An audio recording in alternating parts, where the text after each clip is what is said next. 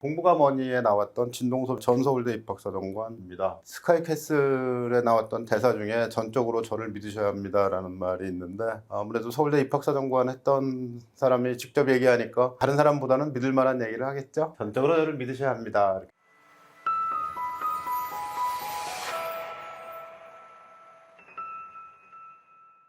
안녕하십니까, 진동섭입니다. 반갑습니다. 오늘의 제목은 입시에 대한 서울대의 생각 탐사 이렇게 정했는데요. 서울대 입시에 국한해서 이야기를 하려고 합니다. 입시에 대한 서울대는 무슨 생각을 하고 있을까요? 팩트는 뭘까요? 입시에 대한 그냥 얘기죠. 2023학년도 입학 전형이에요. 지금 이제 대학교 1학년 되는 학생들, 그 학생들의 입학 전형을 보면 정원내와 정원외 전형이 있는데, 일반적으로 전형외 전형은 뭐 우리 이 방송을 들으시는 분들께는 별로 해당이 안 되겠죠. 기회균형 특별전형 1이 있고 2가 있고 3이 있었어요. 기회균형 특별전형 1은 농어촌이고 서울은 해당이 안 되죠. 2는 저소득 학생이고요. 그 다음에 3은 특수교육 북한 이탈 학생인데, 1이 농어촌이니까, 그러니까 여기 농어촌이 여기 있었고, 그 다음에 기회균형 특별전형 2 저소득은 수능 위주 전형으로 가 있었습니다. 이렇게 돼 있고, 일반 학생들은 똑같죠? 직윤 일반이 있다. 그 다음에 정시는 수능 위주다. 근데 수능 위주에 정시에다가 지역균형 전형을 만들어 놓았었어요. 이유는 정시 인원을 수능 위주 전형을 30%, 40% 이렇게 맞추라고 한 그 정부의 정책 때문에 여기다가 지역균형의 일부를 떼어가지고 수능 위주 지역균형이라는 걸 만들어서 이제 한번 해봤습니다. 한 번 했어요. 올해는 어떻게 될까요? 하는 게 궁금하겠죠? 그런데 이제 그 사이에 뭐가 생겼냐면, 그 사회통합 전형을 10%를 뽑으라는 거예요. 법으로 만들어졌습니다. 그래서 10%를 뽑으려니까 여기에 그동안에 했던 농어촌 저소득 특성화고등학교 졸업한 학생이 5.5%를 정원 외로 뽑았어요. 정원의 5.5%를 정원 외로 뽑았는데, 정원 내에서는 이런 특별한 자격을 가진 사람들에게 기회를 별도로 주진 못했거든요. 이제 이유는 일반 전형이 줄어들게 되니까, 그러니까 모든 일반 전형으로 가는 사람들이 그 서울대가 너무 특별한 사람들한테 배려하려고 그러는 게 아니냐 이렇게 얘기를 하니까, 서울대의 경우는 이제 다른 대학과는 달리 정원 내에서는 이제 그런 학생들을 선발하지는 못했던 거죠. 근데 법이 10% 하라 그러니까 이제 여기에 지난해와 달리 학생부 종합전형, 기회균형 특별전형, 사회통합이라는 걸 넣습니다. 이 사회통합은 종합전형이죠. 종합전형 사회통합은 농어촌, 저소득, 국가보훈 대상자, 서해 5도 학생, 백령도, 연평도 출신 학생들이 대부분이죠. 소청도, 대청도, 우도까지 포함이 되는데 거기 학생이 없어요. 그러니까 서해 5도 학생은 연평도와 대청도, 연평도, 백령도에 사는 학생, 연평고등학교와 백령고등학교 다니는 학생 이렇게 되겠습니다. 그다음에 자립지원 대상 아동이 있고요. 농생명 계열 고등학교 조교 졸업 예정자가 있는데 4명 선발을 합니다. 그래가지고 이 학생들이 학생부 종합전형에 수시로 들어오고요. 정시에 가면 농어촌 저소득이 또 있어요. 그죠?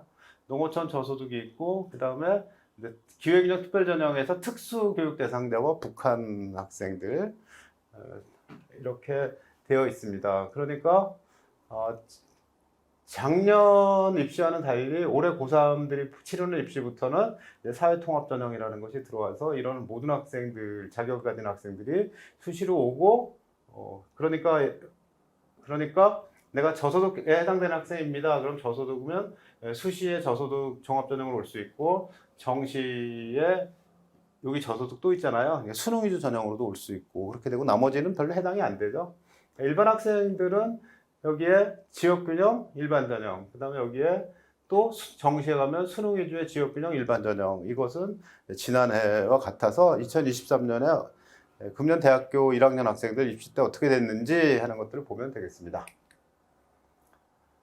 모집인원 2025년이 발표가 되었습니다. 그래서 2025년 지금 고등학교 2학년 학생들입니다. 고등학교 2학년 학생들이 입시를 치를 때 모집인원은 어떻게 되냐면, 수시 지역균형에 478명, 일반 전형에 1321명 이렇게 되어 있고요. 그다음에 정시로 오면 지역균형에 136, 일반 전형에 1115 이렇게 되어 있습니다. 그런데 이게 40% 정도를 맞춰 놓은 거죠. 그런데 그 빨간 글씨로 되어 있는 것이 그 추가가 된 전형이에요. 첨단 융합학부의 정원이 늘어나면서 그러면서 478명의 지역균형으로 30명을 더 뽑는다. 일반 전형은 98명을 더 뽑고요. 학생부 정시 모집에서는 20명, 50명 이렇게 더 뽑습니다. 70명의 성적 우수자가 뽑히면은 몇 점이나 내려갈까요? 수능으로. 저거 때문에 점수가 좀 떨어지겠다. 몇 점이나 될까요? 아마 뭐 1점 정도 되겠죠. 1점에 최상위권은 대개 한 100명 정도씩 달려 있습니다. 그러니까 의대가 다 지나가고 난 다음에 시작이 되든가 그러면 한 3, 4천 등 정도부터 시작이 될 텐데 그 정도 되면 영향력은 1점 아마 미만일 거다 이렇게 생각이 되죠. 정원이 늘어났으니까 포함돼서 갈 수는 있겠지만 네, 그러나 수능 성적으로 보면 미미할 거고 이쪽은 종합전형이니까 그러니까 뭐 내신 등급으로 몇 점이 떨어져 이런 건 의미가 없죠. 그래서 정원이 늘어났다, 들어갈 기회가 생겼다라는 것 이외에 점수가 더 떨어질 거야라는 기대는 크게 안 하시는 게 좋겠다 그렇게 생각이 됩니다. 수시의 지역균형이 있는데요. 2023학년도 입학전형이지만 2025도까지 계속 동일합니다. 그래서 수시 모집의 지균은 어떠냐? 지균은 이제 학교에서 추천을 받아가는 학생들이죠. 추천받는 학생들에게 이제 1단계가 있습니다. 이미 2023년에 1단계가 생겼어요. 1단계에서 3배수를 선발한 다음에 1단계 성적 70점에다가 면접 30점이 들어옵니다. 그렇죠? 그 다음에 지역균형 전형에 수능 최저가 있는데 그 3개학년 등급 합의 7이 한 번 했어요. 그래서 수능 최저를 못 맞춰가지고 떨어진 학생들은 별로 없다. 지금 현재는 이렇게 되어 있습니다. 서울대학교는 수능의 영향력을 점점 줄여가려고 합니다. 시간은 한정이 되어 있는데 학생들이 수능 문제 풀이에 너무 시간을 많이 뺏기면 진짜 공부는 언제 하냐. 진짜 공부는 뭐죠? 네, 좀 이따가 뒤에서 말씀을 드리려고 합니다. 그 다음에 정시 모집에도 지균이 있잖아요. 근데 정시 모집에 지균이 있는데 정시 모집 지균은 정시에 학교장 추천을 받아서 온 학생이고 추천 인원은 학교에서 2명입니다. 학교에는 2명이에요. 수시에 학교 성적 좋은 애들 2명을 추천했는데 둘 다 붙었어요. 여기는 또 다른 학생이 들어오겠죠. 학교별 추천 인원은 2명 이내다 이렇게 돼 있고요. 모집 단위가 요거예요. 인문대 사회과학대에서는 정외, 경제, 인류, 그다음 공과대학교에는 광역으로 뽑고 약대가 있고 의대가 있어요. 치의대도 있고. 그죠? 그래서 약대, 의대, 치의대가 있다. 근데 내가 가고 싶은 데가 있냐? 내가 가고 싶은 데가 있냐? 이제 그거죠. 모집 단위에. 정시의 지역균형이라는 게 있는데 내가 가고 싶은 데가 있어야지 되죠. 그 다음에 전형 요소는 수능이 60점이고 교과평가 40점이다. 그래서 교과평가를 합니다. 그 다음에 정시지균, 정시지균에서 수능 점수 반영하는 법인데 60점이 어떻게 이루어지냐면 모집 단위 중 최고점은요. 만약에 400점 만점인데 400점 맞은 학생이 있잖아요. 그럼 이게 400점인데 지원자 점수는 400점이니까 자기 점수에서 자기 최고 점수를 빼면 0이죠. 그러니까 60점 다 가져간다. 400점 맞은 학생이 지원했는데 나는 390점이야. 그러면 10점 차이 나니까 10점이 차이가 나죠. 내가 400점 맞은 학생이 지원했는데 나는 390이야. 10점 까먹었어요? 그러면 하면 10점 빼니까 50점이죠. 그래서 그 학생은 50점 이렇게 가져간다는 얘기죠. 결국 수능에 1점 차이가 1점씩 차이가 난다는 그런 얘기입니다. 뭐 특별한 얘기가 아니고 반영하는데 60점 만점으로 반영을 한다. 그런데 그 60점이라는 것이 1점 차이 나면 그냥 1점씩 나는 거다라고 이해를 하면 되겠습니다. 그러니까 교과평가가 있는데 A, B, C가 있어요. A는 10점, B는 6점, C는 0점 그래요. 그러니까 A를 맞았으면 10 더하기 10에서 둘로 나누니까 10점. A, B면 A는 10점, B는 6점이니까 16점 나누니까 8 이렇게 되죠. B, B면 6 이렇게 됩니다. 그래서 정시의 지역균형 전형은 60점 대 이 뒤에 있는 교과평가 40점이 있다는 얘기고요. 그 다음에 정시 일반 전형이 있습니다. 정시 일반 전형은 1단계에서 수능으로 2배수를 뽑은 다음에 그 다음에 2단계에서는 수능 80에 교과평가 20을 한다는 거죠. 결국 정시에 직윤이든 일반이든 교과평가가 있다라는 얘기입니다. 점수는 어떻게 내냐면 80점이니까 80점에서 1단계 합격자 400점 맞았어요. 나 400점이야. 그럼 80 다 가져가는 거고, 난 400점 맞은 애가 최고점인데 그런데 내 점수는 최고점보다 몇 점 떨어져요? 나는 390 맞았어요. 10점 떨어져요. 그러면 70점을 가져가고 이렇게 되고요. 그 다음에 70점에서 여기 이제 20점이 들어오는데 이 점수 A면 5점, 3점 이렇게 되죠. 그러니까 정시 일반은 정시 직윤보다 이 반영비는 작다. 그래서 A면 5점, 5점 평균이 5점인데 15점을 더해줘서 20점을 만들어가지고 주는 거죠. 그러니까 내가 수능 지원자 중에 최고점이야. 그러면 80 다 가져갔어. 내가 비비 맞았어. 그러면 3점을 15점과 더해서 18점이 되니까 전체적으로 보면 100점 중에 98점을 맞은 수험생이 된다. 이렇게 돼 있는 겁니다. 그래서 잘 보면 정시 모집의 교과 평가라는데 정시 모집의 지역 균형은 수능과 교과가 단계가 없죠. 일반 전형은 수능 1단계하고 이렇게 단계가 있습니다. 그런데 20점, 여기는 40점 이렇게 되어 있어서 교과 평가의 비중이 크구나. 그래서 나는 교과 평가가 자신 있으니까 직윤으로 가야지. 나는 수능보다 교과 평가에 자신 있으니까 직윤으로 가야지. 아니면 나는 수능이 더 나은 것 같으니까 교과평가 20점인대로 가야지. 이렇게 마음을 먹게 되겠죠. 아무래도 교과평가 비중이 높으니까 이쪽으로 가야지 하고 마음을 먹게 될 텐데 어떨까요? 좀 우선 다른 것들을 좀 찾아보고요. 평가 항목이라는 게 있는데 교과평가는 뭘 보냐면 무슨 과목을 배웠는지. 공대 학생이 기계과를 오는데 물리를 안 배웠어요. 그러면 이 학생은 C를 받을 수가 있죠. 필요한 걸 안 했으니까. 그래서 생기는 문제가 뭐냐면 수능을 볼 때 생환 지환으로 보려고 학교에서 과목 선택을 할 때 화생지원을 하고 생투지투를 했어요. 그런데 공대를 지원했는데 공대는 화투 물투를 해야 된대요. 그러면 이 학생은 안 했으니까 교과평가를 하면 안 좋겠죠. 그랬을 때 만약에 원셋, 투, 둘을 선택하는 경우라면 원셋은 어떻게 하는 게 좋을까요? 물화지나 물화생을 한 다음에 수능은 생환 지환을 보긴 하겠지만 한 과목은 그냥 독학하는 게 나은 거 아니야? 인강 듣고 문제 좀 풀고 그러면 되는 거 아니겠어? 이렇게 생각할 수도 있죠. 그런 결정을 해야 되는 것이 이제 여기 교과평가에 따른 문제가 나오는 거죠. 그냥 수능만 잘 보면 돼가 아니라 교과평가라는 게 있어요. 무슨 과목을 봤는지 그리고 실제로 성취도는 어떤지 하는 것들을 보겠습니다. 라고 되어 있습니다. 수시 학생부 전형하고 비슷한데 제목이 교과평가니까 교과만 보는 겁니다. 창의적 체험활동이나 그 밖에 종합의견 이런 건 안 보고 교과만 본다는 거죠.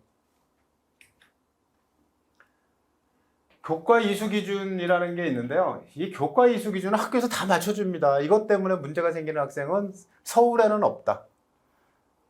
서울에 없으면 어디 있냐? 도서벽지 같은 데는 있을 수가 있습니다만 하여튼 서울에는 없습니다. 반드시 해야 되는 게 뭐냐면 여기 보면 제외국어 또는 한문을 해야 되는데 우리 학교 교육과정에서 제외국어나 한문을 본인이 선택하지 않아도 되긴 하거든요. 그런데 서울대학교는 제외국어 한문은 반드시 하세요. 이고요. 요 탐구의 선택은 이렇게 안 할 방법이 없어요. 저절로 됩니다. 그 다음에 여기에 이제 수학의 일반 선택 넷, 아니면 일반 선택 셋에 진로 선택 하나 이렇게 되어 있는데 일반 선택이 당연히 수원, 수투, 미적, 확통 4개니까 4개 중에 3개는 하잖아요. 그 다음에 진로 선택 하나, 기하를 하고 그죠? 그러니까 되게 맞는데 안 맞는 학생이 어딨냐면 다 과학고등학교에 있어요. 근데 과학고등학교 학생들도 학교에서 다 맞춰줍니다. 정시로 가려면 이렇게 교육부나 교육청에서 인정하는 공동교육과정을 하면 돼. 이렇게 되어 있기 때문에 다 충족이 됩니다. 걱정하는 것은 아니다. 얘기고요. 전형 유형과 관련해서 어떤 게 유리합니까? 그런데 수시의 지역 균형을 가려고 하는데 확정자 분포가 점점 줄고 있는데 왜 그래요? 그러니까 그건 선발 인원이 줄어들기 때문이야. 선발 인원은 왜 줄었지?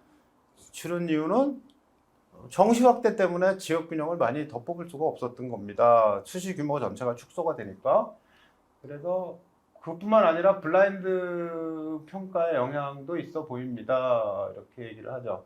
블라인드 평가 영향이라는 건 뭐냐면 그 아주 소규모 학교나 이런 데서는 실제로 교육과정 운영하기가 어렵거든요. 근데 이 학교가 어느 학교인지도 모르고 그러니까 그 학교의 특성이나 교육과정의 특성을 배려하기가 인정해주기가 쉽지가 않았다라는 그런 얘기일 겁니다.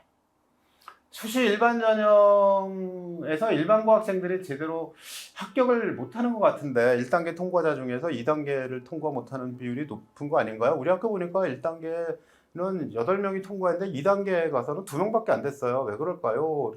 그랬더니 이제 서울대 측의 생각은 1단계 통과 이후에 면접이 문제인데 그런데 수학을 지원하는 경우 이제 공대는 다 면접이 수학이잖아요. 근데 범위가 미적 확통 기하예요. 연세대학교 논술도 미적 확통 기하 다 있죠.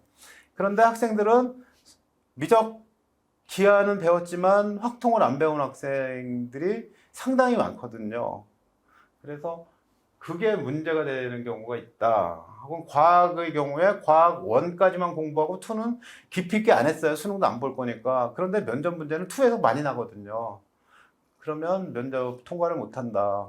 인문사회계 쪽 학생들은 인문사회계 제시문이라는 게 아주 어려운 건 아니거든요. 교과서에 있는 것들인데 이 교과서에 있는 이런 문제들을 좀 더 깊이 있게 생각하고 스스로 답을 만들어 봐야 되는데 그런 경험이 별로 없는 겁니다. 이게 뭐지? 이 글은 무슨 얘기일까 하고 논지 파악을 제대로 하지 못하고 수능 문제 풀듯이 생각하는 수준에서 그쳐서 학생들이 사고력이나 이런 것들이 좀 문제가 되기 때문에 떨어지기 때문에 이게 수시 일반 전형의 1단계 통과까지는 됐는데 면접 통과를 못하는 게 아니냐, 이걸 어떡하냐 이렇게 얘기를 하죠. 그러면 어떻게 해야 될까요? 인문사회 계열 학생들은 독서 토론을 많이 해야 하는 게 도움이 되죠. 글의 주제를 빨리빨리 이해를 하고 그 주제에 대해서 자신의 생각을 이야기할 수 있는, 그리고 반론에 대해서 재반론을 할 수 있는 이런 능력을 길러야 되는데 이 능력은 다 토론에서 길러집니다. 인문사회 계열 공부를 어떻게 하냐? 주제 탐구 토론, 독서 토론을 많이 해라. 근데 그게 해결책이고요.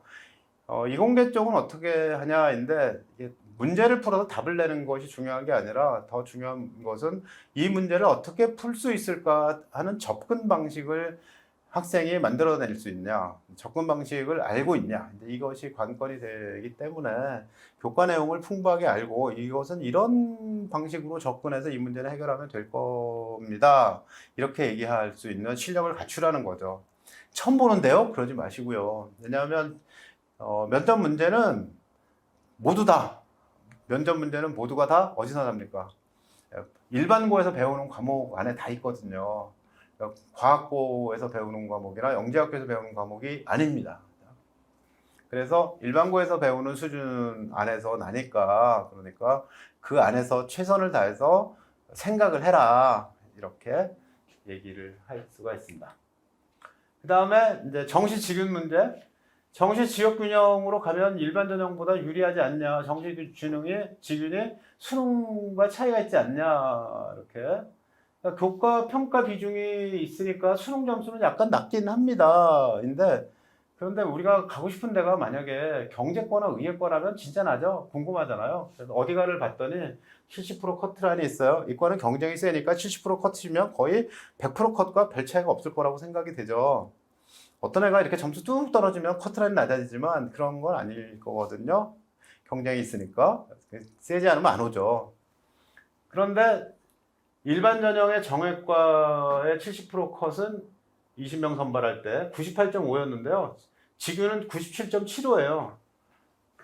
점수로 보면은 7.5점 정도 낮죠. 그러니까 직윤으로 가는 게 유리하다. 직인으로 가는 게 유리하다. 교과 평가를 동일하게 받는다면 수능 성적이 낮았을 때 직인으로 가라, 일반으로 가지 말고 이렇게 말할 수가 있는데 경제과에 가보니까 여기 경제는 98로 오히려 직인이 높아요. 0.75가 높고요. 의예과도 0.25가 높아요. 무시무시하죠. 점수가 99.50이니까 0.5밖에 안 까먹었어요. 0.5점 까먹은 학생. 이런 무시무시한 일이 벌어지고 있는데 직은으로 갈까 아니면 일반으로 갈까 해서 어떤 게 더 유리하냐. 일반화 시킬 수는 없지만 이런 말인 거예요. 학교에서 내신 성적 1등인데 수능 점수도 1등이야. 이런 학생들이 모인다고 보는 거죠. 전국에 보면 그런 학생들이 10명이 없겠냐. 그죠? 학교가 2,000개가 넘는데 10명이 없겠냐. 그러면 이 학생들이 들어오게 되니 그러면 왜 직윤에 추천을 받았냐? 안전빵으로. 그죠? 혹시 직윤이 더 낮을 수도 있잖아. 직윤이 낮을 수도 있잖아. 추천받으면 더 괜찮을 수 있지 않을까? 그래서 추천을 받았겠지만 실제로 보면 센 과들은 아마도 직윤이 더 셀 수도 있다. 직윤을 무조건 신뢰하지는 않았으면 좋겠다라는 얘기고요. 뭐 난 내신 성적이라는 게 크게 뭐 볼 게 없어요. 그렇게 얘기하면 그냥 일반으로 가야 되겠죠. 근데 원래 그 서울대가 밝혀놓기를 교과평가가 대부분 B를 주겠다고 했었거든요. 왜냐하면 AA인 학생들은 대부분 수시에 지원을 해서 붙었을 거란 말이에요. 그러니까 웬만하면 B일 거다. 그랬어요? 그랬는데 이제 소수가 A고 이제 또는 소수가 C다. 역전 사례가 조금 있다. 그죠? 수능 성적이 높아서 CC가 합격한 사례가 없는 건 아니다. 그렇지만 학교 성적, 교과 성적이 CC를 맞으면 수능 성적으로 뛰어 넘어야 될 선이 큰 학과들은 있겠죠. 큰 학과들은 있겠지만 그러나 이렇게 경쟁이 센 학과들은 수능 최저의 차이점이 잘한 학생과 못한 학생의 차이점이 많아야 뭐 1점, 2점이니까 CC인데 수능 성적이 높아서 극복할 수 있다. 이건 아니다. 그러니까 이건 좀 경쟁이 약한 그런 모집 단위에서 나오는 얘기인 거죠. 무조건 정시는 일단 수능을 잘 봐야 되고 그 다음에 교과 평가까지 좋아야지만 센 학과는 합격을 할 수가 있다. 의예과 같은 데 보면 교과 평가가 나쁘면 교과 평가가 99.5점이니까 만점에 교과 평가가 나쁘면 이 점수가 나오지 자체는 않잖아요. 그러니까 학교 공부에 충실해야 된다는데 지난해 평가하고 난 다음에 그 들리는 이야기에 의하면 서울대학교에 정시로 합격한 학생 중에 학생부가 이상한 학생들은 없다. 이런 학생이 있겠지만 그러나 대부분은 학교 생활을 충실히 했고 그리고 수능 성적도 좋았다. 이렇게 이야기를 합니다. 그 다음에 탐구 영역 방식이 2002년부터 달라졌죠. 2022부터 달라졌는데 2022년에 사탐은 다 60점 되고 과탐은 70점대가 보이죠. 학생들이 많이 보는 생활 지원이 72, 74였어요. 그러니까 사회 보는 학생들보다 과학 보는 학생들이 훨씬 유리하다. 그래가지고 2023년에는 사회를 좀 더 어렵게 내가지고 이게 72, 72 이렇잖아요. 생활과학을 인류와 사상 높습니다. 정치와 법, 경제, 사회문화도 72로 어려운 문제가 좀 있었다는 얘기죠. 변별 문제가 있어서 평균은 떨어지고 최고점 맞은 학생들이 소수 있는데 그 학생들은 높은 점수를 가져갔다. 이 학생들이 뭐 의대거나 아니면 뭐 서울대거나 이렇게 왔겠죠. 그래서 그런 문제들이 이제 여기에 보면 있는데 어떤 과목을 선택해야 될까요? 하는 문제는 사실 왔다 갔다 하니까 얘기하기가 쉽지 않습니다. 생활 지원은 계속 72, 72, 74, 73 비슷하죠. 그죠? 화학원은 68이었는데 75가 됐어요. 근데 이게 서울대의 경우는 보정 점수라는 게 없고 이 점수 그냥 주니까 어떤 과목을 선택해서 보는 것이 유리한가요에 답을 못 내겠다는 거죠. 이게 왔다 갔다 해서. 그래서 할 수 없이 네가 좋아하는 과목 다 맞는 수밖에 없어. 이렇게 얘기하는 방향입니다. 그 다음에 서울대학교 수능 과탐응시 영역을 개편해가지고 2024학년도부터 올해 고3부터 원원도 볼 수가 있고 원투도 볼 수가 있고 수투도 볼 수가 있는데 1+2는 3점, 2+2는 5점을 주겠어 라고 얘기했어요. 5점을 주겠다고 얘기했는데 여기에 보면 물안물도 화나 투 중에 물화는 꼭 포함을 시켜라. 한 과목 이상은 반드시 포함시켜라. 그러면 물안이나 화환을 포함시켜야 되는 학생이죠. 뭐 화환 생환 보겠어요? 뭐 화환 지환 보겠어요? 이렇게 봐야 되는 학생들이 있다. 아니면 나는 물리가 좋아. 물안 생환 볼 거야. 물안 지환 볼 거야. 이렇게 이제 얘기하는 학생들이 있는데 그 대상 학부가 여기 있으니까 이 학부를 지원하려면 꼭 수능 볼 때 물화 중에 하나는 봐야 된다라고 얘기를 하고 있습니다. 유의해야 되겠죠? 물화가 필요한 그런 모집단위입니다. 여기 보세요. 물화가 필요하잖아요. 물리가 안 필요한 데 없죠. 물화가 필요할 것 같죠. 뭐 이렇게 얘기를 하는 거죠. 그 다음에 이제 탐구의 원투로 보려면은 예컨대 물안 물투 이렇게 보면 안 된다. 학습 내용이 겹치기 때문이죠. 물안 화투 이렇게 봐야 된다라고 말을 하고 있는데요.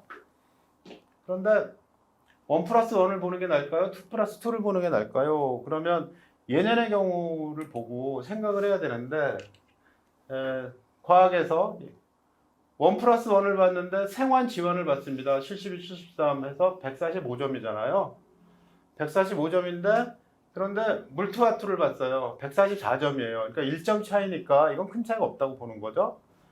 그런데 2022년의 경우는 요거 생환 지원 본 학생은 146점이었는데 요 학생들은 137점이에요. 이게 9점이나 차이가 나는 거예요. 수능에서 9점 차이 나면 실제로 그냥 9점이 없는 거거든요. 이런 생각을 해보면 어떡하지? 투를 선택하는 게 맞나? 5점을 준다고 해도 투를 선택하는 게 맞나? 이런 생각이 들 텐데 여기 보면 맞을 수도 있지 이렇게 생각을 하겠죠. 답이 없습니다. 왜냐하면 응시생들의 그 지원자 풀이 어떻게 달라질지 알 수가 없는데 단지 6월 모의고사를 보는데 신청자를 보니까 투 과목 신청자 수가 작년보다 훨씬 줄었다. 준 건 사실이다. 그리고 과탐을 보는 학생들이 투를 보니까 성적이 별로 안 좋아서 연세대학교나 고려대학교로 넘어오는 학생들이 별로 없고 아니면 연고대에 합격한 학생들 중에서는 원만 보는 학생들이 상당히 있었는데 2년 같으면 올해는 연고대와 서울대가 많이 겹칠 수도 있겠다. 그래서 이 이동이 더 많아질 수도 있겠다라고 생각을 하고 있는 중입니다. 여기까지가 팩트와 그 팩트에 대한 분석 얘기고요. 그 다음 학생부 종합전형 안내 책자가 나왔습니다. 학생부 종합전형 안내 책자는 올해 고3 학생들을 대상으로 나온 책자입니다. 그 종합전형 안내 책자에 보면 유홍림 총장의 인사말이 앞에 실려 있습니다. 그래서 서울대학교는 뭘 생각하고 있냐면 참된 지성인을 기르려고 한다. 참된 지성인이란 인간과 사회, 자연의 질서, 원리에 대한 폭넓은 이해를 바탕으로 모든 사물과 현상을 총체적으로 인식하고 여러 각도에서 바라볼 수 있는 능력을 가진 사람 이렇게 얘기를 하고 있습니다. 그러니까 우리가 서울대학교가 기본적으로 보는 눈은 어떤 그 지성인이다. 지성인, 지식인이다. 참된 지식인, 참된 지성인이다라고 얘기하고 있는 거죠. 이런 학생을 기다립니다. 라고 하고요. 미래를 개척하는 지식공동체. 지식공동체란 말이 있고 미래를 개척한다라는 말이 있습니다. 미래를 개척하려면 새로운 개념을 써야 되죠. 신개념을 만들어내는 사람. 지식공동체, 지식을 바탕으로 새로운 개념을 쓸 수 있는 사람. 이렇게 말을 할 수가 있죠. 근데 5가지를 내놓고 있는데 학교 교육과정을 충실히 이수하고 학업 능력이 뛰어났으면 좋겠다. 학업 능력이 우수한 학생. 학교 교육과정을 학교에서 공부 열심히 해가지고 성적 좋은 학생. 학교 생활에서 적극적이고 진취적인 태도를 보인 학생. 그 다음에 글로벌 리더로 성장할 수 있는 자질. 글로벌 리더? 글로벌하기 위해서는 외국어를 좀 잘해야 되고 세계사나 세계지리도 좀 관심을 가지고 있어야 되겠죠. 글로벌에 관심을 가지고 있는 것이 굉장히 유리합니다. 글로벌 리더로 자라나려면 글로벌에 관심을 가지고 있어라. 그리고 나는 글로벌 세계를 이해하고 있다. 글로벌 세계를 움직이는 사람들이 누군지 알고 있다. 이런 것도 있죠. 어떻게 그 사람들은 글로벌한 세계를 움직이고 있는지 알고 있다. 그래서 기본적으로는 학교 교육과정 안에서는 얘가 외국어에 대해서 그 소양이 있어요. 그리고 세계사나 세계지리에 관심을 가지고 공부했어요. 이런 것이 의미가 있습니다. 다양한 교육적, 사회적, 문화적 배경과 경험을 지닌 학생이라고 얘기했는데, 근데 연평도에 사는 어떤 학생이 있는데요. 연평도 사니까 서울대가 나를 뽑아주겠어? 이렇게 생각할 수 있죠. 뭐 태백에 사는 학생도 있는데 그 태백 학생도 내가 태백에 있는데 뭐 나를 뽑겠냐? 뭐 서울 대치동 가면, 강남에 가면 뭐 공부 잘하는 데들 무지하게 많은데, 그런 학생들을 대상으로 해서 교육적, 사회적, 문화적 배경과 경험을 지닌 학생도 뽑으니까 지원하세요. 꿈을 가지세요. 용기를 잃지 마세요라고 받아들이면 되죠. 사회적 약자에 대한 배려심과 공동체 의식. 공동체 의식을 가져야 된다는 건 뭐 두말할 필요가 없죠. 공부 잘하고 착하고 그리고 다양한 뭐 그런 배경을 가진 학생도 선발하는데, 일단 기본적으로는 글로벌 리더로 성장할 수 있으면 좋겠다, 이렇게 말을 하고 있습니다. 우수한 학업 능력과 적극적인 학업 태도를 가진 학생, 바른 인성과 가치관을 가진 학생을 원한다, 이렇게 해놨어요. 우수한 학업 능력, 적극적인 학업 태도, 두 번째, 적극적인 진취적인 태도, 이렇게 했죠. 그 다음에 바른 인성과 가치관, 공동체에 대한 얘기인데요. 작년까지는 이 얘기가 없었는데, 이게 이제 학폭이 자꾸 문제가 되고 하다 보니까, 그러니까 바른 인성과 가치관이란 말을 포함을 시킨 것 같습니다. 서울대 지원자 중에서 바른 인성과 가치관을 지니지 않은 학생, 그런 학생은 거의 없습니다. 왜 거의 없냐면 학교생활기록부에는 학생이 뭐 이기적이다, 뭐 남을 돕지 않는다, 이런 말은 써 있지 않거든요. 그러니까 거의 없을 수밖에 없어요. 학생부 종합전형이란 무엇인가 라고 설명하고 있는데, 여기에 보면 수치로 계산된 성적만을 반영하지 않고, 수치로 계산된 성적을 반영한 전형은 교과전형과 수능전형. 그게 아니야. 학업 능력을 보는데 학업 능력뿐만 아니라 학업에 대한 노력, 의지, 열정, 적극성, 도전 정신, 발전 가능성 등을 종합적으로 본다. 그래서 이 학생이 성적 좋은데 뭐 했지? 더 공부하고 싶은 마음이 있어? 뭐 이런 것들을 보겠다라는 얘기입니다. 그러니까 종합전형으로 지원하는 학생, 공부하려고 하는 학생은 무슨 생각을 가지고 있어야 되냐? 도전해라. 유불리를 따지지 말고 도전하세요. 도전하고 생각하고 의심을 품고 의심을 해결하려고 하세요. 이런 거죠. 뭐 그걸 어디서 보냐면 생활기록부에서 보는 거죠. 학생부 종합전형과 2015 개정교육과정에 관한 얘기도 언급을 했는데요. 2015 개정교육과정이 추구하는 인간상은, 그 인간상이 뭔데? 뒤에서 말씀드릴게요. 서울대학교가 지향하는 가치를 실천할 수 있는 인재의 모습과 다르지 않다. 그러니까 서울대학교가 원하는 인재나 교육과정에 있는 인간상이나 별 차이가 없어요. 서울대학교가 학생부 종합전형을 통해 선발하고자 하는 학생의 모습은 고등학교 교육을 통해 핵심 역량을 함양해서 교육 목표에 맞는 능력을 갖춘 우수한 인재예요. 있죠? 고등학교 교육을 통해 핵심 역량 함양, 추구하는 인간상 핵심 역량, 이게 두 개가 나옵니다. 나에게 필요한 과목인데 소수 학생들만 선택해서 평가에 불리할까 두려우시다면 도전하세요. 도전이라는 가치가 굉장히 중요합니다. 이게 유리할까가 아니라 도전해라. 유리할까 생각하지 말고 도전해라. 이렇게 말을 하는 거죠. 허준희 교수가 평생 안 풀릴 문제에 도전했다. 풀릴 거 알았다면 벌써 논문을 쓰지 않았을까요? 그런데 풀리지 않고 계속해서 공부 안 한다고 해서 교수가 될 수, 이게 보장이 된 것도 아니고, 그렇지만 나는 푼다. 나는 생각한다. 나는 문제를 푼다. 이게 의미가 있다는 얘기를 하는 거죠. 자, 교육과정에 대해서 추구하는 인간상이 있는데요. 추구하는 인간상은 네 가지 측면에서 있습니다. 공부와 관련되어 있는 건 자기주도적인 사람, 창의적인 사람인데요. 자기주도적인 사람은 무슨 사람이냐면 전인적 성장을 바탕으로 자아 정체성을 확립하고 자신의 진로자를 스스로 개척하는 사람, 이렇게 돼 있어요. 스스로 개척. 자기주도니까 스스로 하는 거죠. 스스로 개척하는. 전인적 성장을 통해 스스로. 자기 주도적인 사람은 어떤 사람이냐면 공부도 자기 주도적으로 하는 사람. 내가 왜 공부하지? 내가 이 과목을 공부하는 이유는 뭐지? 내가 이 과목을 왜 공부할까요?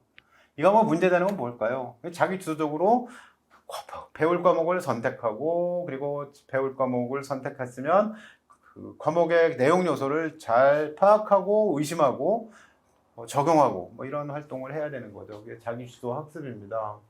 자기 주도적 태도는 그런데 동아리 활동을 하는데 내가 학생들에게 그 친구들의 리더가 돼서 뭔가 리더십을 발휘하고 있어요. 이런 것도 있고요. 내가 내 환경을 잘 정리하고 있어요. 내가 내 공부 환경을 잘 정리하는 것. 내 공부 계획을 짜서 공부를 잘 추진하고 있어요. 내가 공부하다 보니까 물리2의 이 영역, 뭐 전자기학 쪽은 좀 더 깊이 있게 공부할 필요가 있다고 느꼈어요. 그래서 지금 하고 있어요. 이제 이런 모든 것들이 자기 주도적인 태도거든요. 그래서 자기주도적인 그런 측면들이 보여줬으면 좋겠다라는 얘기고요. 창의적인 사람이 좋다라는 건 폭넓은 기초 능력을 바탕으로 진취적 발전과 도전을 통해 새로운 가치를 창출하는 사람이라고 되어 있습니다. 그 짜파구리라는 거 있죠, 짜파구리. 짜파구리를 보면 야 창의적이다. 짜파게티에다가 너구리를 넣어가지고 같이 끓여서 짜파구리라는 걸 만들었다니. 다른 것끼리의 결합 얼마나 창의적이냐 이렇게 말하지만 그러나 짜파구리가 세계를 제패할 만한 무슨 기술은 아니잖아요. 10여 명에게 대상으로 그 물건을 팔고 부를 창출할 수 있는 그런 아이디어는 아니죠. 그죠? 그런 거 보면 이유가 뭐냐? 폭넓은 기초 능력을 바탕으로 만들어진 게 아니라 그건 그냥 그 말랑말랑한 두뇌전으로 만들어낸 거죠.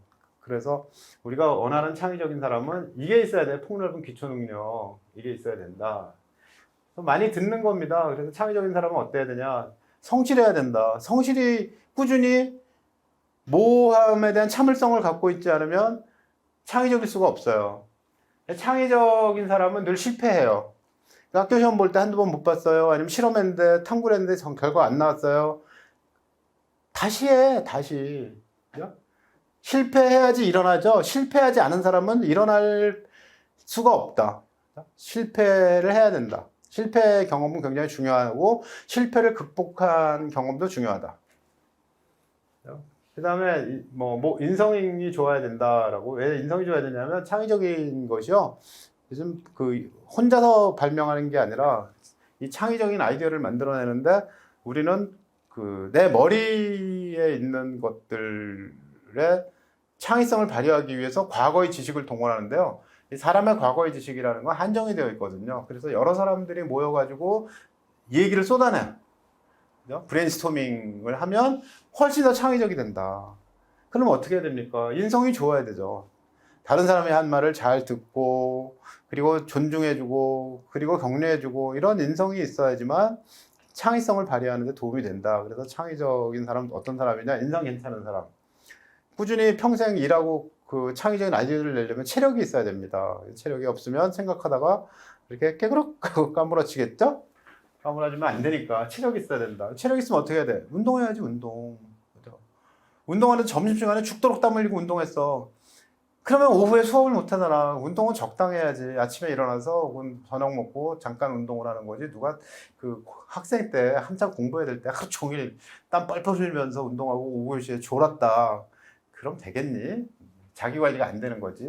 이렇게 말을 하겠죠.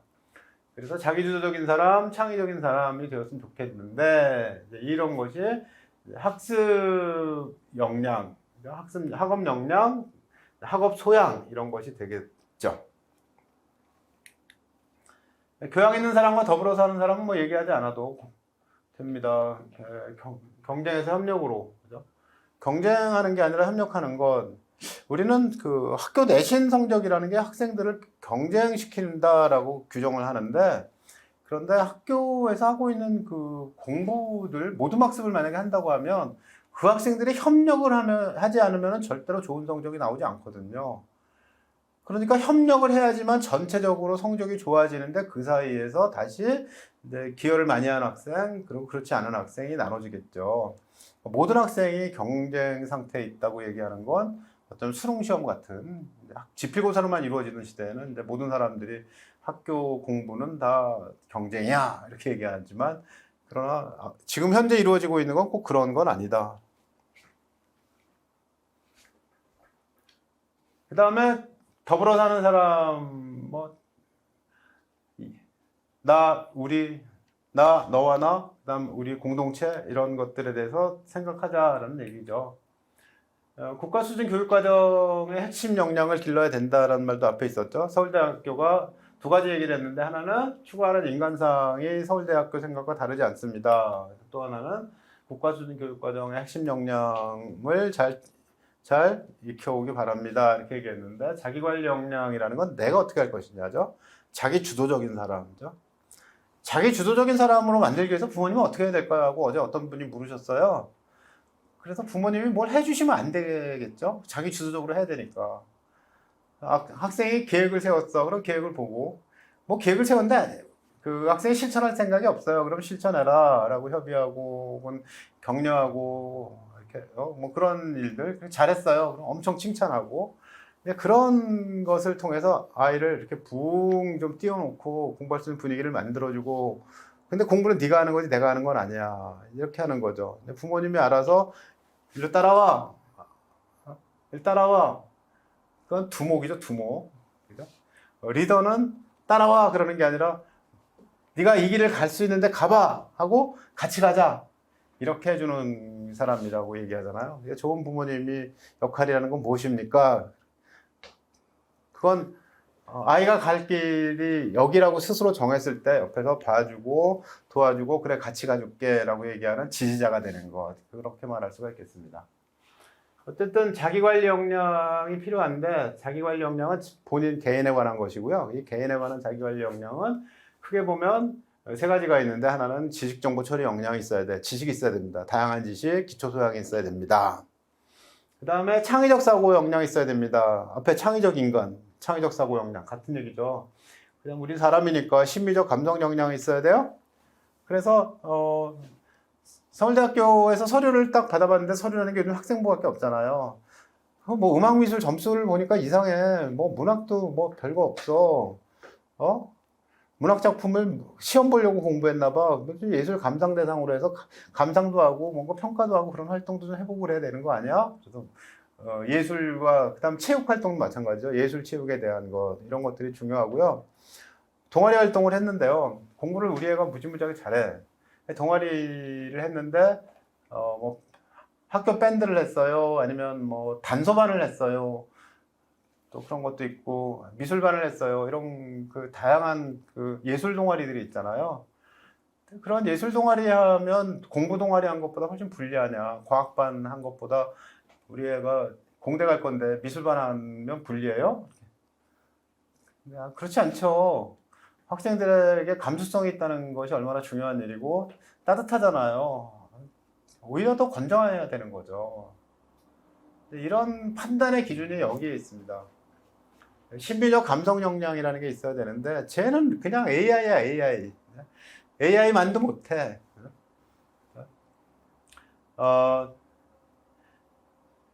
그런 문제가 여기에 있어요. 그래서 꼭 뭐 동아리에서 해야 될 게 있으면 과학 동아리, 심화 수학반 이런 것보다 어쩌면 예술 체육과 관련된 취미와 관련된 농구반을 했어. 농구 무지하게 잘해.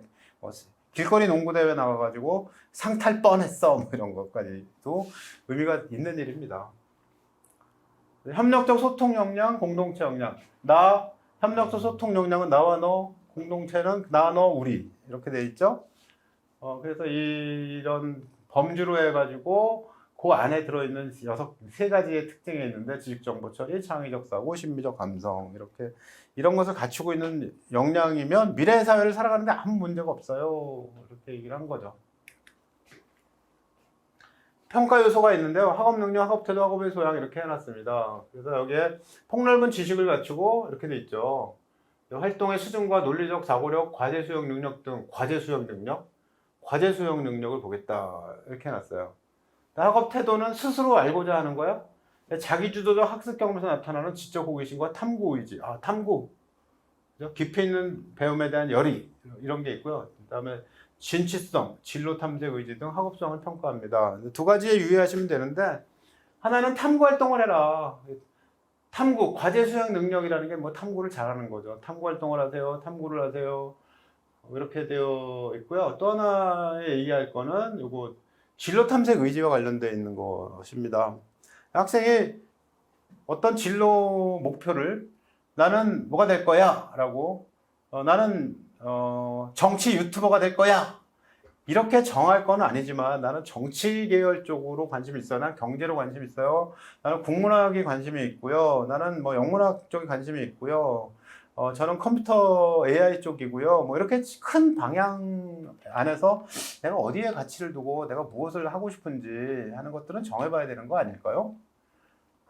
근데 서울대 입학생이 전국에서 한 그래도 5천 등 안에는 들어오는데, 근데 5천 등 안에 들어온 학생이면 그 당대 리더잖아요. 당대 리더가 내가 적어도 이것을 해서 이 세계에 기여하겠다, 이런 세계를 만들어 보고 싶다, 이런 정도의 그 꿈은 있어야 되지 않을까. 그냥 아무 꿈이 없는데요. 그냥 뭐 되는 대로 했어요. 이렇게 얘기하는 것보다는 뭔가 꿈이 있어야 되지 않겠냐. 그런 의미에서 여기 진로 탐색 의지라는 말이 있는 거죠. 진로 탐색 의지라는 말이. 진로 탐색 의지가 어디 있느냐 하면요. 진로 활동하고 과목 선택에 있어요. 그러니까 과목 선택을 하는데 주저없이 나한테 유불리를 따지지 않고 물투와투를 선택했다. 우리 학교에 세계사 선택하는 별로 없는데 나는 글로벌 때문에 세계사를 선택했다. 여기도 있고요.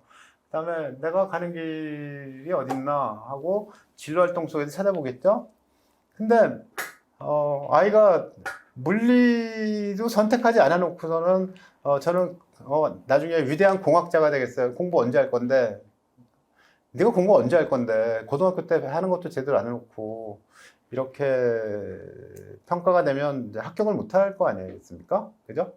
그러니까 진로 탐색 의지를 갖는다라는 말은 결국 두 가지. 하나는 내가 어떤 분야로 나갈 건가를 생각하고 관련된 과목을 선택해서 공부해라.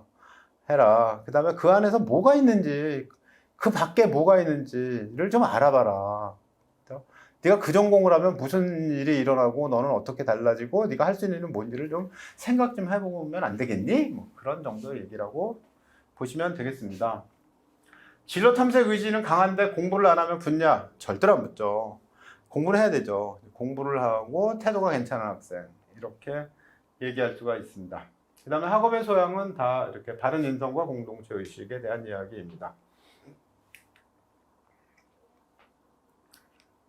그래서 학업 능력을 평가하는 기준이 있는데 여기 보면 교과 및 학업 활동에서 우수한 학업 역량이 고르게 나타났나, 골고루 공부를 잘해야 된다. 학교에서 배우는 모든 과목은 선택을 하든 아니면 그 필수로 지정이 되어 있든 간에 버릴 과목이 없어요. 모든 건 그 학생의 배경 지식이 되는 것입니다. 버릴 게 없다. 그러니까 서울대학교 가려고 하는 학생들은 버리진 마라. 시험을 못 볼 수는 있지만, 예컨대 뭐 기술과정 시험을 봤는데 뭐 기술 시간에 뭐 실기 테스트의 실기 성적이 너무 낮아가지고 뭐 한 4등급 맞았어요. 뭐 어떻게 해요? 그런데 그 다음에도 보니까 다음 학기도 또 4등급이거나 그러면 얘가 버렸구나 이렇게 평가가 되겠죠. 어떤 학기는 좀 못 볼 수는 있는데 그런데 버리진 마라. 네, 그런 말입니다. 그 다음에 단순 암기 수준 이상의 깊이 있는 이해라. 의미 있는 학습 경험은 무엇인가? 근데 의미 있는 학습 경험이라는 게 대부분 탐구거든요.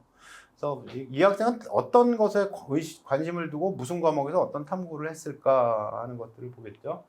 그래서 그 탐구라는 것이 이제 개념 원리를 잘 배운 것을 적용해서 탐구 활동을 하는 것, 이렇게 나타납니다.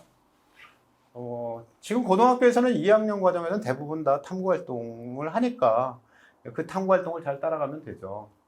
자신의 성취를 점검하고 더 필요한 공부가 무엇인지 성찰해라. 성찰. 습득한 지식을 적정히 활용한 경험, 탐구해라. 탐구한 것. 그리고 이 학생은 어떻게 성장했는가를 보겠다. 이렇게 돼 있고요. 학업 능력 평가 기준에서 자기소개서 관련 사항이 없어졌어요. 자기소개 없으니까. 동아리에 대해서 이렇게 써놨어요. 농구반보다 심화 수학반이 의미 있다는 것은 아닙니다. 좀 전에 말씀드렸듯이 농구반보다 심화 수학반이 의미 있다는 건 아니다라는 얘기 무슨 얘기일까요? 그러니까 동아리 활동이 그 학생의 예술체육적인 혹은 일반적으로 살아가는데 야 공부도 잘하는데 이것도 잘해. 야 쟤는 서울대 나왔는데 연기도 잘해. 뭐 그런 학생들 있잖아요. 그런 거 같은 얘기입니다. 그래서 동아리는 꼭 그 공부 동아리에 들어야 돼라고 판단하는 거 아니고요. 근데 공부가 좀 부족한 학생들이 있어요. 이제 최상위권 대학이 아니라 그보다 좀 떨어지는 대학에 가는 학생들의 경우에는 학업에서 어떤 부분이 부족합니다. 그런데 이 학생은 물리가 좀 부족해. 물리 동아리를 해서 보완을 했어. 그리고 동아리에서 탐구 활동을 했어. 이게 의미가 있어지겠죠. 정규 수업에서 좀 못한 부분을 동아리로 보완했다. 근데 그 서울대 지원자들은 대부분 정규 동아리 안에서 대개 다 정규 수업 안에서 모든 과목들을 대부분 다 해결을 하기 때문에 동아리로 보완해야지. 그러지 않아도 된다는 거죠. 뭐 그게 꼭 하고 싶으면 하는 거지만 굳이 목숨을 걸고 뭐 그 학교의 동아리라는 게 그 정해진 인원이 있어가지고 뭐 이게 추첨해서 떨어지고 뭐 그러기도 하잖아요. 그랬을 때 내가 아무도 안 가는 가요 열창반 들어갔어. 이거 때문에 대학 못 갈 것 같아. 그럴 게 아니라 열심히 해서 또 노래도 잘 부르고 그러면 그 과에서 MT 갔는데 노래 불러서 대상 받았어. 뭐 그럼 괜찮잖아요. 그런 얘기를 서울대가 하고 있는 중인 거예요. 그다음에 창의적 체험 활동에서 탐구 활동하라는 얘기가 없어졌어요. 왜냐하면 이제부터 보통 탐구 활동은 교과 수업 시간에 하거든요. 그러니까 교과 활동에서 열심히 해라. 그런 의미로 창의적 체험 활동에 학업 능력 평가 기준에 창의적 체험 활동에서 탐구를 보겠다 그랬는데 그게 없애버렸다. 그러니까 창의적 체험 활동 시간에 그러니까 탐구는 대 동아리잖아요. 동아리 활동이나 진로 활동인데 그 시간에 탐구하는 것을 보겠다는 말을 없앴다. 그러니까 수업 중에 하는 탐구를 더 중시한다. 수업 중에 탐구 활동을 해라. 이렇게 보이는 거죠. 행동 특성 및 종합적 의견을 보겠다는 말이 여태까지 한 번도 없었어요. 그런데 새로 들어갔습니다. 행동 특성 및 종합 의견을 보겠다. 근데 자기소개서가 없어지니까 뭐 있는 건데 안 봐 그렇게 말하지는 않고 앞으로 보겠다 이렇게 말을 한 겁니다.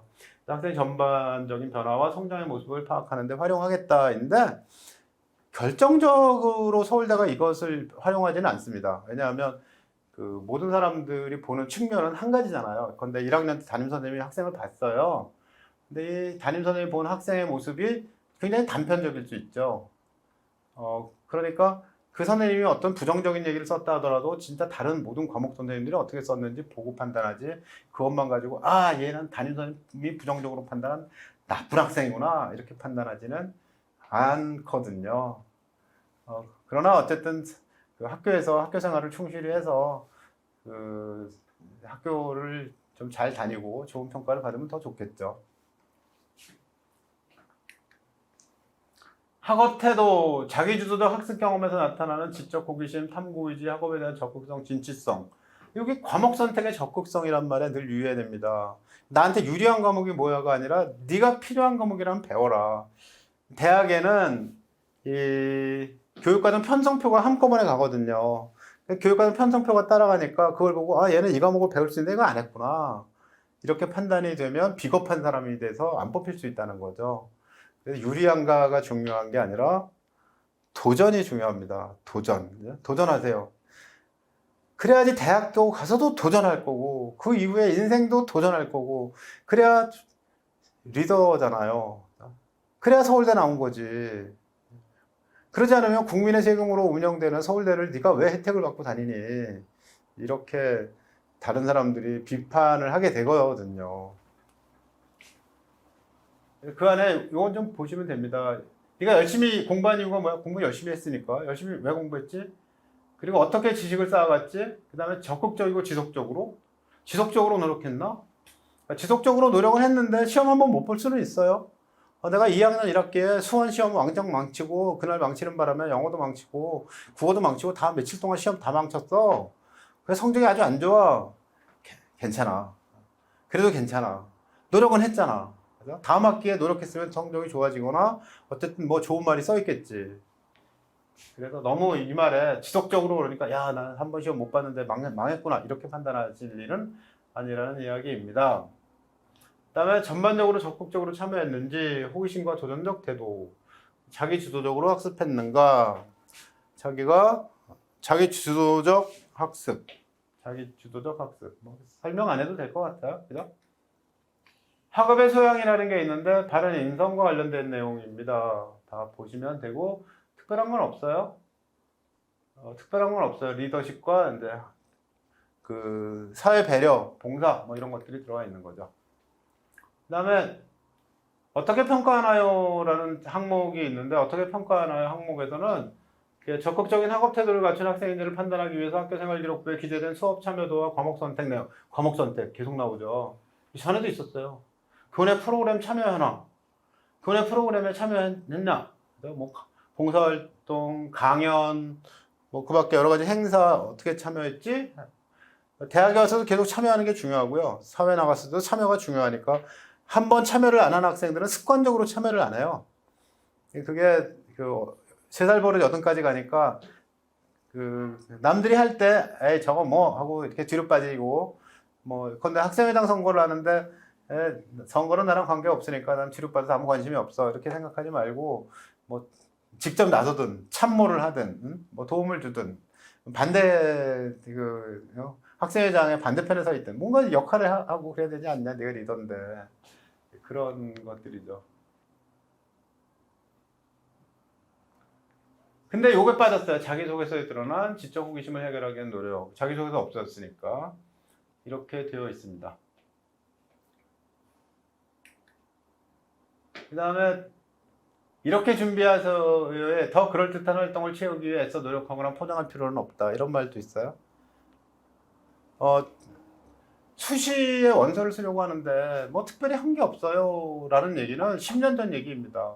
그러니까 각 교과 수업에서 관련된 탐구 활동을 한 것이 바로 학생부 종합전형 준비가 되고요. 그 다음에 동아리 활동 열심히 하고 리더십 보여주고 그런 것이 당연히 학생부 종합전형 준비가 되고요. 요즘에는 16+1 시간 있잖아요.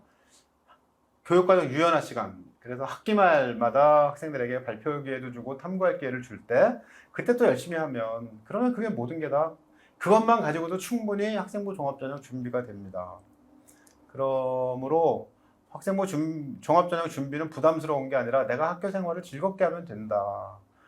그게 바로 학생부 종합전형이다. 이렇게 생각을 하시는 것이 바람직합니다. 그럴듯한 활동을 채우기 위해서 노력하거나 포장할 필요 없다 해놓고 뭐라 그랬냐면, 올해 추가한 것이 탐구와 사고를 통해 학습 내용을 자신의 것으로 만들어 보세요. 탐구하세요. 이렇게 탐구. 학습한 내용을 여러 맥락 속에서 다면적 심층적으로 파악하고 사고하세요. 생각하세요. 이렇게 되어 있는 거죠. 이게 성찰에 대한 이야기입니다. 학습한 내용을 여러 맥락 속에서 다면적으로 심층적으로 파악하고 사고하세요. 탐구했어요? 탐구했으면 이게 어떤 의미가 있고, 왜 잘났고, 왜 잘못됐고, 내가 탐구한 의미는 뭐고, 새로 발견한 의미는 뭐고, 그래서 나는 어떻게 달라졌지? 내 지식은 어떻게 달라졌을까? 이렇게 평가를 하세요 라고 말을 하고 있습니다. 생각해라. 다른 사람이 생각해 놓은 것을 그냥 문제를 풀지 말고 네가 생각을 해서 개념을 만들어라. 많이 듣는 얘기죠. 우리나라 사람들이 외국에 유학 갔는데 계산도 무지무지하잖아요. 문제 해결 잘한다. 근데 그 개념을 누가 썼냐? 맨날 게으르고 빈둥빈둥거리는 어떤 사람이 그 개념을 만들어서 이런 개념은 어때? 이렇게 제시를 하면 우리 한국 학생들이 열심히 막 계산하고 밤을 새워가지고 만들어내서 아주 부지런하다고 칭찬을 하지만 실제로 중요한 건 개념을 만들어낸 그 사람이 이제 이게 탑이 된다는 거죠. 중요한 문제는 탐구, 사고를 통해서. 예습이 중요한 게 아니라 예습을 할 때 생각을 하는 게 중요하다. 이렇게 말도 하는데 생각을 해야 되겠습니다. 생각이 중요하다. 이렇게 준비해서 독서가 있어요. 근데 독서 활동이 대학에 안 갑니다. 그렇죠? 독서 활동 사항이 2024학년도부터 올해 고3부터 더 이상 대학에 오지 않아요. 않습니다. 그러니까 거기다 한 말씀. 독서 활동 내용이 대학 입학 전형에 직접적으로 활용되지 않더라도 독서를 통해 일러진 다양한 역량들은 여러 영역에서 나타날 거다. 찾아보겠다. 독서는 독자 안에서 어떤 형식으로든 축적되는 소중한 경험이다. 독서를 통해 길러진 언어를 이해하고 표현하는 능력과 축적된 지식과 경험은 여러분의 고교생활 전반에 드러날 것입니다. 체력장을 하지 않아도 체력이 좋은지를 알 수가 있거든요. 그런 것처럼 독서를 한 학생과 독서를 하지 않은 학생은 글쓰기, 책을 읽어내는 능력 뭐 이런 데서 다 평가가 되니까 독서를 하세요. 근데 이 책을 읽으세요라고 얘기하면 학생부 그 세특에 책이 너무 많이 나오는 거예요. 그렇기 때문에 대학교가 적극적으로 나서가지고 독서가 중요합니다. 독서를 하세요. 이렇게 말은 하지 않죠. 부작용이 있으니까 500자밖에 안 되는데 읽은 책만 잔뜩 써 있으면 어떡해요? 그죠? 뭐 사회문화를 배웠는데 사회문화에서 뭘 배웠는지 안 써 있고 사회문화를 공부하면서 탐구활동을 했고 탐구활동 주제는 이거였는데 그거 관련된 책을 이거 읽었다 이렇게 써놓으면 곤란하거든요. 그러니까 책을 읽는 것이 기초 체력이 된다. 이런 정도로 얘기하고 넘어간 것입니다. 중요한 책들은 학교에서 뭐 탐구를 하는데 이것을 참고로 했고 뭐 이렇게 써주니까 그것을 보고 평가할 수 있겠죠. 그러나 지나칠 필요는 없다. 그런 얘기입니다. 그 다음에 이렇게 준비하세요. 훌륭한 인성. 뭐 특별히 뭐가 없어요. 훌륭한 인성을 갖추려고 리더십, 공동체의식, 그죠? 여기 폭넓은 시야를 갖추려 노력한 경험이 있는가? 폭넓은 시야라는 게 인성 안에 들어와 있습니다. 인성이 좋은데 성적이 좀 떨어지면 합격을 할까요? 인성은 좋은데 성적이 안 좋으면 합격할 것 같으냐? 합격할 수 있습니까? 근데 거의 어렵습니다. 왜냐하면 공부를 잘하는 학생들 중에서 학업 역량이 있는데 인성이 좋아, 합격. 학업 역량이 없는데 인성이 나빠, 불합격. 이렇게 되는 거지. 인성이 좋은데 학업 역량이 없어. 그러면 합격시키기 어렵죠. 왜냐하면 대학에 와서 공부를 같이 해야 되는데 다른 학생들로부터 소외되거든요. 따라오기 힘들어하고 고생하다가 낙오할까봐 그런 문제입니다. 그러니까 공부 잘하고 착하고 학업 역량이 있는데 인성도 괜찮고 이제 이런 학생이 되어야 되는 거죠. 그 다음에 과목 선택 얘기가 있는데 계속 나오죠.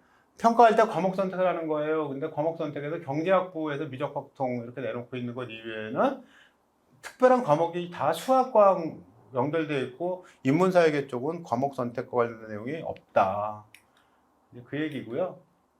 여기에 면접이거든요. 면접인데 사회과학대학은 인문학 사회과학 관련 제시문을 활용해서 30분 동안 읽어보게 하고 문제를 물어본대요. 그러니까 요 인문학 사회과학 관련 제시문을 읽을 수 있는 능력이 있어야지 서울대학교 일반전형 면접을 보겠죠. 수시 일반전형 면접을 본다. 정신 면접 없으니까. 그렇죠? 수시 일반전형 면접을 보겠다. 그 다음에 뭡니까? 정시는 수능 국어 잘 봐야 되는데 독해력 있어야 잘 보니까 당연히 독해력을 길러야 되겠죠. 그거는 뭐 인문학 사회과학 관련 제시문을 많이 보면 되는데 이 수준이 고등학교 보통 일반 고등학교에서 배우는 수준을 넘지는 않는다 이 얘기고요. 그다음에 공대는 공과대학 몽땅 수학이에요. 그다음 과학인대가 있어요. 과학이 면접인 데는 과학 2가 있고요. 그다음에 인문수학, 자연수학으로 나눴는데 인문수학은 수완, 수투, 확통. 그다음 자연수학은 수완, 수투, 확통, 미적, 기하까지.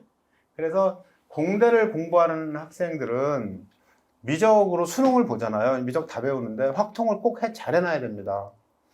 지금 고3입니다. 어떡하죠? 확통해. 해야 돼. 언제 하지?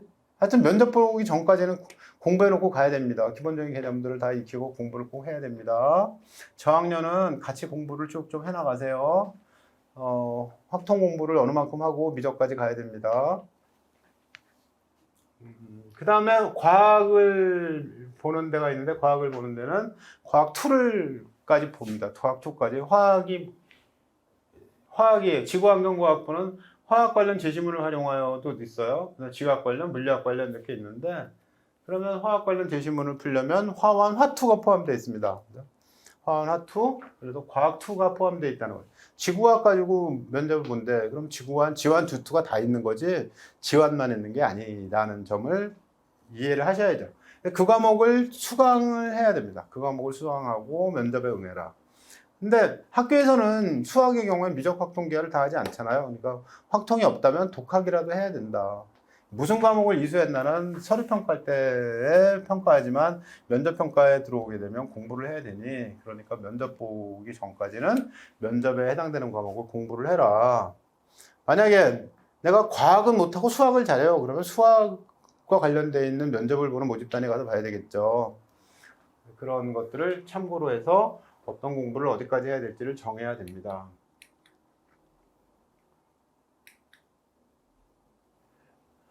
그 다음에 교육과정 연계에서 이런 걸 공부하세요라고 왜 제시했냐면,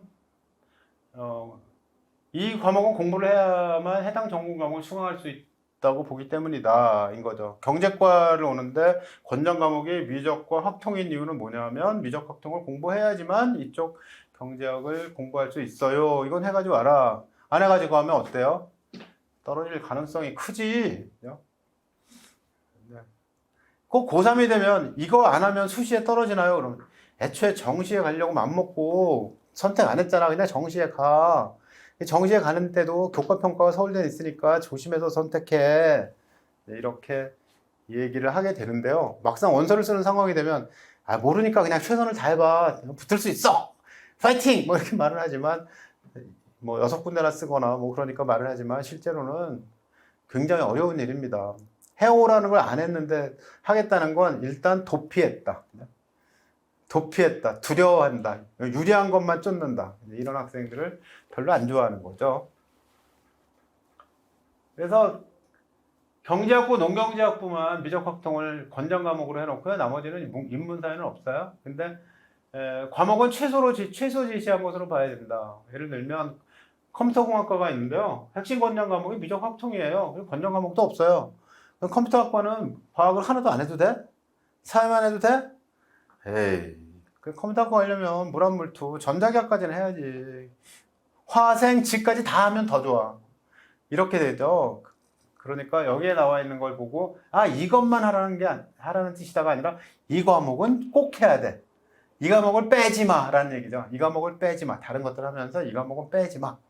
이렇게 이해하면 된다. 그 다음에 수시와 정시에서 차이가 있나인데, 정시는 교과만 보니까요. 정시에서 권장 과목을 안 해가지고 오면 다른 여건을 볼 게 없잖아요. 교과만 봤으니까. 그러니까 정시에서 교과 평가할 때를 대비해서 그 모집단위에 해당되는 과목은 꼭 이수를 해야 되고, 이수한 상황도 괜찮아야 된다. 정시에서 엄격하게 볼 수도 있다. 왜냐하면 왜 엄격해지냐 하면 다른 서류가 없어요. 그냥 교과만 달랑 있습니다. 그러니까 그 교과만 보고 이 학생이 창의적 체험 활동 시간에 노력했구나 뭐 이런 게 없으니까, 동아리에서 노력했다 이런 말이 없으니까 정시에서도 엄격할 수가 있다. 이렇게 생각이 되는 거죠. 재학생의 조언, 과목 선택 앞에서 나는 무엇이 궁금한지 먼저 고민할 필요가 있다. 선택보다 중요한 것은 그 선택을 자신의 것으로 만들기 위해 노력하는 과정이다. 이게 재학생의 조언이 뭐냐면, 그 학생부 종합전형 안내 서울대학교 이번에 들어간 학생들한테 글을 받아가지고 실었어요. 그 중요한 문구 몇 개를 제가 따가지고 온 겁니다. 과목 선택에 앞서 나는 무엇이 궁금한지를 먼저 고민할 필요가 있다. 선택보다 중요한 것은 그 선택을 자신의 것으로 만들기 위해 노력하는 과정이다. 그 선택을 자신의 것으로 책임지세요. 그리고 네 것으로 만들어 선택을 했으면, 어떤 과목을 수강할까 고민할 때 그 고민해본 본질은 어떤 과목이 높은 성적을 받기에 유리한가가 아니라 어떤 배움의 목적을 가지고 있는가, 이게 기준이 아니겠습니까? 라고. 이게 뭐 나 공장님 같은 소리다 이렇게 말하겠지만 필요한 학생 이런 학생인 거예요. 유리함을 쫓아가는 학생은 우리는 필요로 하지 않는다. 그런 거죠. 진로가 명확하지 않다면 다양한 과목을 충실하게 배우는 것으로 진로를 탐색할 수 있다. 진로가 명확하지 않으니까 다 열심히 해, 다. 물투, 화투, 세계사, 세계지리 다 열심히 하면 되잖아. 이렇게 말을 하는데, 그렇게 다 열심히 할 바에야 가는 길을 정하는 게 낫겠죠? 대학에서 특정 분야를 전공하게 된다면 다른 과목을 들어볼 기회는 고등학교밖에 없다. 네가 지금 싫지만 대학에 오면은 네가 원하는 것만 딱 전공만 하게 되니까 다른 과목을 들을 기회가 없어. 예컨대 컴퓨터학과 왔어. 생명과학 안 해. 그럼 생명과학 언제 배워? 고등학교 때밖에 안 배우잖아요. 나중에 바이오하고 협업할 때 그거 안 하면 못 들어. 혹은 지구과학이 필요할 때가 있어. 뭐 쓰나미가 덮치고 뭐 판 구조가 어떻게 뒤집히고 그런 얘기를 해야 돼. 지구과학 고등학교 때 공부 안 했어. 그러면 안 되지. 그럼 언제 공부하겠어요. 그러니까 학교 다닐 때 해라. 뭐 세계사 학교 다닐 때 아니면 배울 일이 없잖아. 공대생이 학교 세계사 배우겠어요? 그러니까 세계사 배우고 세계지리 배우는 거 얼마나 좋아. 네가 만약에 외국 나간다고 해봐. 당연히 그게 필요하지. 그지? 그러니까 해야지. 그런 마음을 가지고 해라. 꿈은 포기에 사라졌다고 해도 그 꿈을 향한 노력의 시간은 사라지지 않습니다. 네가 의대 가려고 노력을 했지. 그래서 생명과학 열심히 하고 의대 관심을 가졌지. 근데 컴퓨터로 바꿨어, 전공을. 그러면 그게 쓸모없는 시간이 아니라 컴퓨터와 바이오와 의료와 의공학을 연결할 때 너에게 큰 재산이 되는 거거든. 쓸모없는 시간은 아니라는 거죠. 노력을 정했으면 무지무지하게 노력하고 바꿀 때는 신중하게 바꾸고 또 책임을 지고 노력을 해라. 그런 얘기입니다. 선택 과목을 고를 때마다 조금은 쭈뼛거리게 되는데 그때마다 되게 큰 확신을 심어준 것이 여러분도 읽고 계실 서울대학교 학생부 종합전형 안내책자다라고 얘기하고 있습니다. 서울대학교 학생부 종합전형 안내책자는 서울대학교 홈페이지에 공지사항에 올라와 있습니다. 공지사항에 보면 책자 쭉 있는데 그 책자를 금년거 종합전형 안내는 금년 고3을 위해서 낸 거니까 2024학년도 학생부 종합전형 안내 이렇게 돼 있어요. 작년과 비교표가 없어서 제가 작년과 비교를 해드리면서 이런저런 안내를 드렸습니다. 그러니까 그 종합적으로 얘기를 하다 보면 서울대학교는 일단 좀 도전적인 인재, 학업 역량이 뛰어난 인재인데 학업 역량이 자기 주도적으로 공부해서 학업 역량이 뛰어난 인재를 원한다 이렇게 얘기를 할 수가 있겠죠. 그 다음에 이제 근데 공부의 기본이 뭐냐면요. 2015 개정교육과정, 지금 학생들이 배우고 있는 2015 개정교육과정과 2022 개정교육과정 작년에 고시가 됐잖아요. 거기에 보면 학습에 대한 얘기가 이제 2022에는 조금 더 자세하게 나오게 되는데요. 대학은 이미 알고 있어요. 교과 내용 요소가 있죠. 교과 내용 요소, 개념과 원리를 잘 배운다. 개념과 원리를 잘 배웠으면 어떻게 해야 돼요? 제대로 알지 못했는데도 아는 것처럼 착각할 수 있잖아요. 그러니까 친구를 가르쳐 본다, 남에게 설명해 본다, 뭐 이런 과정을 통해 가지고 그 개념 원리를 잘 이해하고 있다는 것을 보여주는 거죠. 그러니까 이 학생은 생활기록부에 이 학생은 자기가 배운 것들 가지고 친구들을 가르쳐 봤다. 앞에 나서 발표를 했다. 개념 원리는 설명을 했다. 이 학생이 잘 이해하고 있구나라는 걸 알게 되고요. 그 다음 단계가 절차적 지식 탐구를 하는 거예요. 절차적 지식을 익히고 탐구한다거든요. 근데 탐구를 하는 것이 굉장히 중요하다는 얘기를 계속 하고 있고요. 그 다음에 서울대를 제외한 이제 나머지 5개 대학교 연구라는 것 있잖아요. 평가 요소에 관한. 거기 탐구력 이런 말이 나오거든요. 탐구력? 탐구가 중요하다인데 탐구는 이제 저학년이거나 뭐 중학교, 초중학교 단계에서의 탐구는 교과서 학습 활동을 하는 것이 1번이고 두 번째는 학교에 선생님이 내주는 수행 과제, 숙제, 과제물을 열심히 하는 거예요. 혼자 하고 같이 하고 뭐 그런 것일 텐데 그게 탐구가 되죠. 그 다음에 고등학생이 돼도 여전히 학습 활동을 하고 그리고 수행 과제를 하는데 플러스 내가 관심을 두고 있는 것에 대해서 개념 원리를 적용해 가지고 다양한 여러 과목에서 배운 개념을 적용해서 탐구를 한다. 이렇게 되죠. 탐구 3종 세트. 탐구 3종 세트. 1번은 교과서 학습 활동, 2번은 수행평가, 3번은 자기가 스스로 설정한 과제에 대한 탐구. 근데 이 스스로 결정해서 그 정한 탐구 과제가 무슨 그 과학 잡지에나 네이처에 등재될 만한 논문을 쓰는 건 아닙니다. 그러니까 고등학생 수준에서 배운 걸 가지고 적용해서 뭔가 그 적용해가지고 그냥 한번 해본다잖아요. 해보는 것이 조금 더 깊이가 있었으면 좋겠다.